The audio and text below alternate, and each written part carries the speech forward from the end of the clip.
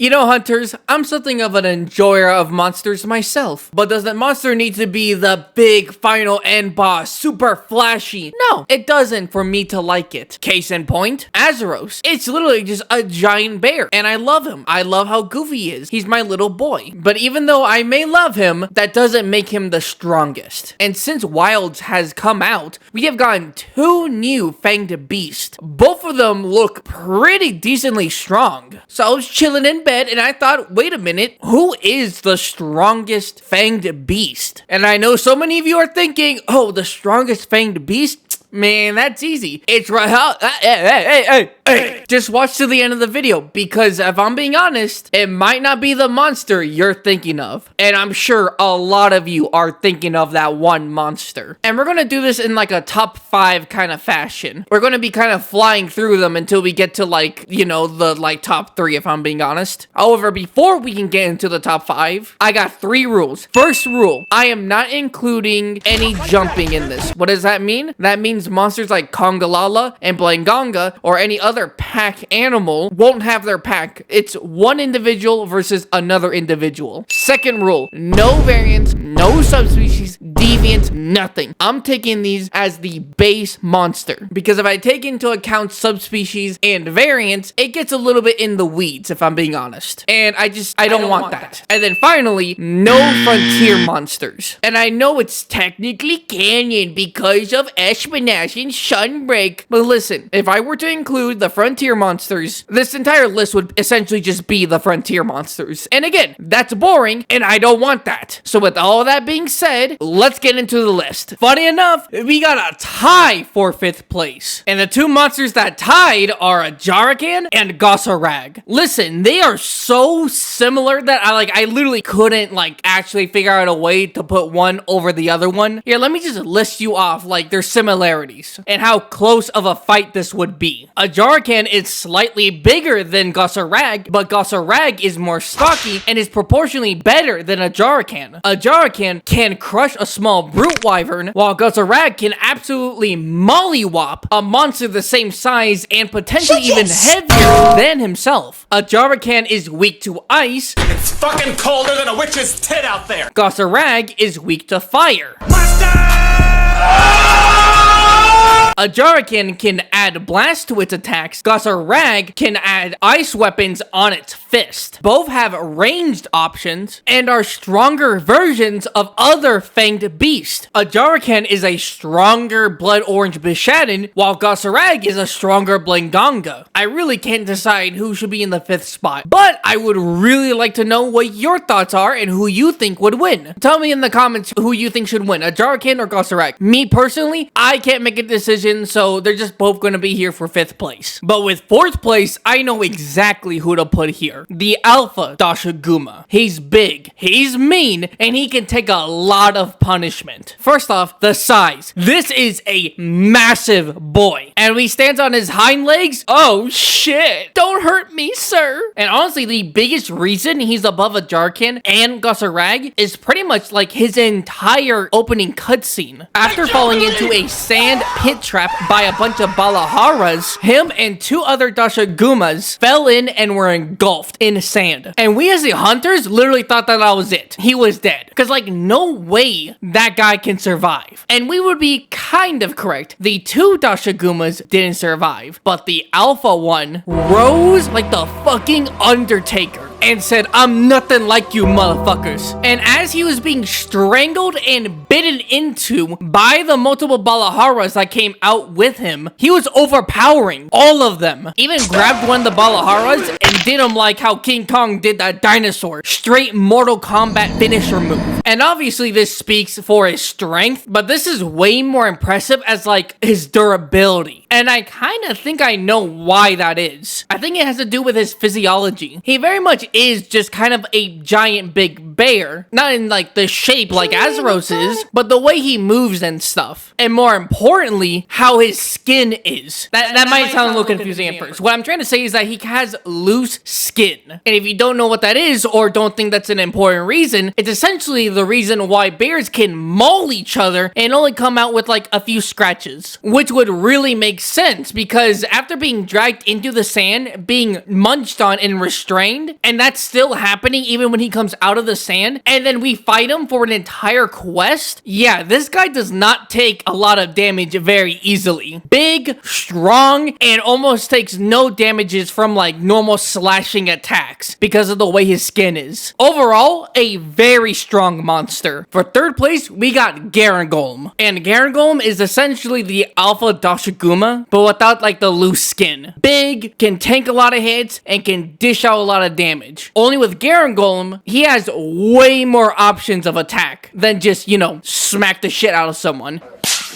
He can still do that, but he can use blast, he can use water, technically steam, throw a rock at you, throw an even bigger rock at you, and when his fist is covered in like magma, he can do a huge leap. Overall, he just has way more than like Dashaguma, Gossarag, and a Jarakin. He's got the weapons, he's got the size, he's got the durability. Even though I really like Garangolm, this is going to be like a really fast one, because the second and first spot, we are going to have to talk a bit more about. So yeah, the third strongest Fanged beast goes to Garangolm. Now, for the second and number one spot, there's really only two that should be here, Gammoth and Rajang. And with me saying those names, I'm sure a lot of you, and I mean a lot of you, are going to look at this and be like, oh, wait, Gammoth and Rajang? Oh, so Gammoth in second and Rajang at first. Okay, great. Let me click off the video. Nope, don't click off, because in my opinion, I think Gammoth is the strongest Fanged beast. I know a lot of the Rajang enjoyers out there is going to be like, you have no idea what you're talking about. And to that, I say, shut up, dumb. Just let me explain why I think this way. Go over some strength and weaknesses for Gammoth, and then some strength and weaknesses for Rajang. And let's start with Rajang. We all know Rajang, the powerhouse of the monkeys. He is the physically strongest monster in the series for his size, overpowering even elder dragons and punching giant holes through walls. Rajang can also use thunder and go Super Saiyan. Can even shoot out little ki blasts and stuff. And when he's really mad and decides, you know what, I'm tired of this shit, he powers up his fist, which pretty much block like almost every single attack from a hunter. They get hard. And he is the only non-elder dragon monster to actively predate a elder dragon. Wow, that is delicious. Finally. Some good fucking food. Everything I've just said is insane, but now we gotta talk about some weak points. First thing, the tail. This isn't Furious Rajang, this is normal Rajang. And for some reason, Rajang's tail holds like a lot of importance to Rajang's thunder capabilities. At the very least, Rajang going Super Saiyan. Because if you damage that tail, not cut it off, but damage the tail, you can knock Rajang out of Super Saiyan state. And while he can hit really hard, his body probably couldn't take the same amount of force that he's dishing out. Definitely above average defense, like he's definitely, you know, tough, but Rajang is what you would call a glass cannon. I mean, even just looking at him, it makes sense. That's why even though gorillas are big and strong and oh my god, their bite force is super amazing, they can be predated by like a jaguar. And these guys are essentially the same. So his defense is not on par with his attack. And finally, we gotta talk about his thunder capabilities. Because in all honesty, it's not really that strong. Again, base Rajang, not Furious Rajang. I wouldn't be saying this if I was talking about Furious Rajang. And I will talk about this cutscene to the end of my life, because this cutscene exposes the shit out of Rajang in terms of his lightning capabilities. Because Rajang, while being fully charged and powered up from eating a Kirin's horn, couldn't fully destroy a boulder that the Admiral was holding. But funny enough,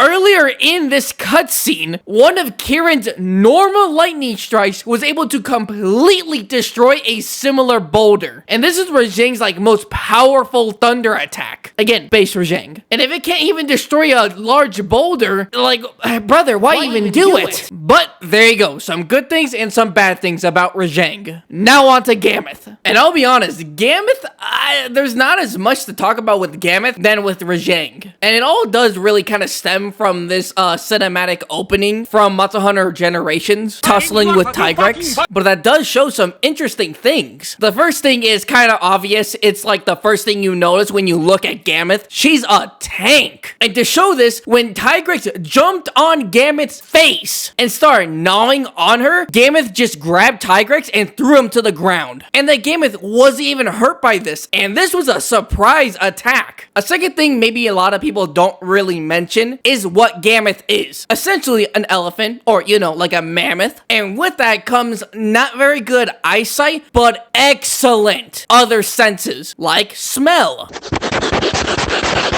Because you can actually see Gammoth smelling the air and noticing something was up. So even before Tigrex was in sight, Gammoth already knew Tigrex was there. Which means even if Gammoth can't see you, she can definitely smell you out. Gammoth can also use that schnauzer of hers to suck in the air so hard that it can drag players towards her. She can even use her trunk and grab snow and put that on her legs to create like some form of protection, but it's not really that protective. But good thing is, she can do it a lot of times. And honestly, that's kinda it. But I guess I have to talk about bad things, which I can't. I mean, there are like two things that kind of stand out. One, she doesn't charge at people. She's a very slow monster. And then two, because of how big she is and the way her body is, she can't really reach her back. So if anything were to climb on her back, she'd have a hard time getting them off. Other than those two things, I don't really see a lot of weaknesses with Gammoth. But with all that being said, yeah, I just think Gammoth takes the dub over Rajang. But I know so many people are still gonna be like, but Rajang hunts Kieran. He's so strong and fast. And yeah, Gammoth's big, but she's also really slow. Rajang wins this. Easy. I hear you. Trust me, I hear you. But I'm here to tell you something you are probably not gonna like to hear. When it comes to Monster Hunter fights, even though on paper it might look like a stomp, that doesn't mean that it is. Here are some examples. Deviljho versus Yangaruga. Yeah, on paper, Deviljho should win this 10 out of 10 times. But when it came down to it, yeah, Deviljho definitely thrashed around Yangaruga for a little bit, but Yangaruga came back and put Deviljho on his ass. And that's how the fight ended. Then there's Kushala versus Furious Rajang. Now this should be an absolute stomp. But in Furious Rajang's own cutscene, it's like a decent back and forth. Furious Rajang even gets hit and knocked back a decent chunk of distance by a Kushala's normal tornado attack. And then Kushala charges in instead of Rajang grappling Kushala and then throwing him onto the ground like he did just a second ago. He dodged. Admittedly, it was a cool dodge, but he dodged. Why? The only reason I can think of as to why that he might have done that instead of doing what he literally just did a few seconds ago is if Kushala's attack actually hurt him to the point where he would need to dodge Kushala's next attack, which will again subscribe to the theory of Rajang being a glass cannon. And then you got something like Velkhana's Ice Breath attack that can turn monsters like Agnesom and Great Baggy into ice statues within seconds, but then the moment that Ice Breath attack is used on like an Elder Dragon, nothing happens. With these examples, I'm trying to convey that our perception of certain monsters might not be as clear cut as we might think. And then that brings us all the way back to Gammoth versus Rajang. And listen, I'm just gonna say it how it is. All Gammoth needs is to grab Rajang, throw him to the ground, and stomp on him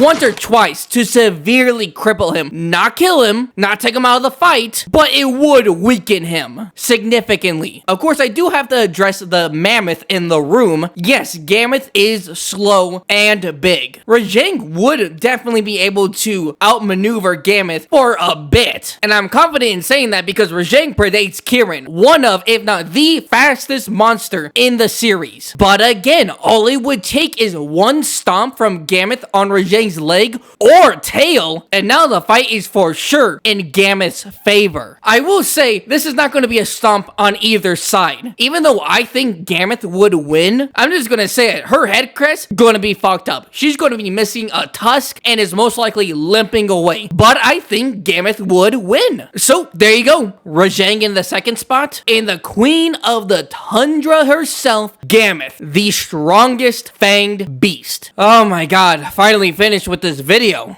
Thank you all so much for watching, and please, for me and Gammoth, hit the subscribe and the like button. It shows your support and it gives me motivation to keep on pumping out bangers. And with that being said, I will see you in the next video. Stay safe, my hunters.